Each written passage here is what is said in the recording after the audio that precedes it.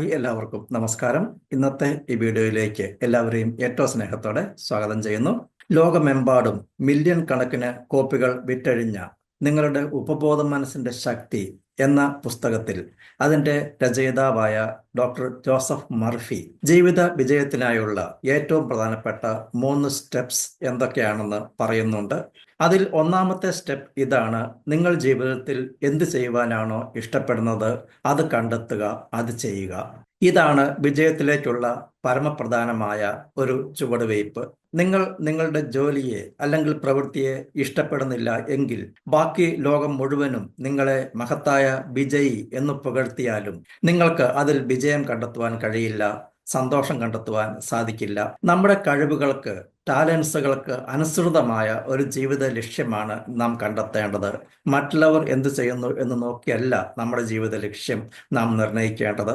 നമ്മുടെ അഭിരുചികൾക്കനുസൃതമായ, നമ്മുടെ കഴിവുകൾക്ക്, ടാലൻസുകൾക്ക് അനുസൃതമായ ജീവിത ലക്ഷ്യങ്ങൾ നിർണയിച്ച് അത് ചെയ്യുവാൻ ആരംഭിച്ചാൽ നമുക്ക് ആ പ്രവൃത്തിയെ സ്നേഹിച്ചുകൊണ്ട്, ഇഷ്ടപ്പെട്ടുകൊണ്ട്, എൻജോയ് ചെയ്തുകൊണ്ട് ആ പ്രവൃത്തി ചെയ്യുന്നതിനും ആ പ്രവർത്തന മേഖലയിൽ മികവാർന്ന നേട്ടങ്ങൾ സ്വന്തമാക്കുവാനും സാധിക്കും. അദ്ദേഹം പറയുന്നു, വിജയത്തിന്റെ രണ്ടാമത്തെ ചുവട് എന്നുള്ളത് നമുക്ക് ഇഷ്ടപ്പെട്ട ഏതെങ്കിലും തൊഴിൽ മേഖലയിൽ സ്പെഷ്യലൈസ് ചെയ്യുക എന്നുള്ളതാണ്. അതിൽ പ്രാഗൽഭ്യം നേടിയെടുക്കുവാൻ കഠിനമായി പ്രയത്നിക്കണം. ഉദാഹരണമായി പറഞ്ഞാൽ, ഒരു മനോരോഗ ചികിത്സകനാകാൻ ആഗ്രഹിക്കുന്ന ഒരു വ്യക്തി അതിൻ്റെ ഒരു സർട്ടിഫിക്കറ്റ് കരസ്ഥമാക്കി ഭിത്തിയിൽ തൂക്കിയിട്ടു എന്നതുകൊണ്ട് മാത്രം ഒന്നും ആകുന്നില്ല. അതിനെക്കുറിച്ച് ആഴത്തിലുള്ള അറിവ് സമ്പാദിക്കണം, ധാരാളം വായിക്കണം, ചികിത്സാ രംഗത്ത് സദാ മുമ്പോട്ട് പോയിക്കൊണ്ടിരിക്കണം. മനോരോഗ ചികിത്സയെ സംബന്ധിച്ച ജേർണലുകൾ, മാസികകൾ തുടങ്ങിയവയൊക്കെ വായിക്കണം. അവയുമായി ബന്ധപ്പെട്ട കൺവെൻഷനുകളിൽ പങ്കെടുക്കണം. മനസ്സിനെയും അതിൻ്റെ പ്രവർത്തനങ്ങളെയും പറ്റി തുടർ പഠനങ്ങൾ നടത്തിക്കൊണ്ടിരിക്കണം. എല്ലാ പുതിയ രീതികളും അറിഞ്ഞുകൊണ്ടിരിക്കണം. ഇങ്ങനെയാണ് ഒരു മേഖലയിൽ സ്പെഷ്യലൈസ് ചെയ്യുന്നത്. അദ്ദേഹം പറയുന്നു, വിജയത്തിലേക്കുള്ള മൂന്നാമത്തെ ചുവട് ഏറ്റവും പ്രധാനപ്പെട്ട ഒന്നാണ്. അതായത്, നിങ്ങൾ ചെയ്യുന്ന ഒരു കാര്യം നിങ്ങളുടെ സ്വന്തം വിജയത്തിനായി മാത്രം പങ്കുവഹിക്കുന്നതല്ല എന്ന് നിങ്ങൾ ഉറപ്പുവരുത്തണം.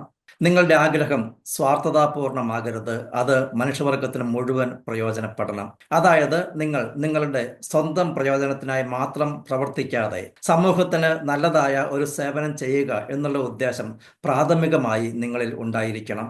നിങ്ങൾ നിങ്ങളുടെ സ്വന്തം പ്രയോജനത്തിന് വേണ്ടി മാത്രം പ്രവർത്തിക്കുകയാണെങ്കിൽ നിങ്ങൾ ചിലപ്പോൾ വിജയിയായി കാണപ്പെടാമെങ്കിലും ഭാവിയിൽ പല പരിമിതികൾക്കും പരാജയങ്ങൾക്കും അത് കാരണമാകാം. നമുക്കെല്ലാവർക്കും ഈ 3 കാര്യങ്ങളിൽ പ്രത്യേകം ശ്രദ്ധ വെക്കാം. നമ്മുടെ കഴിവുകൾക്ക് അനുസൃതമായ, നാം ഇഷ്ടപ്പെടുന്ന ഒരു വലിയ ലക്ഷ്യം നിർണയിക്കാം.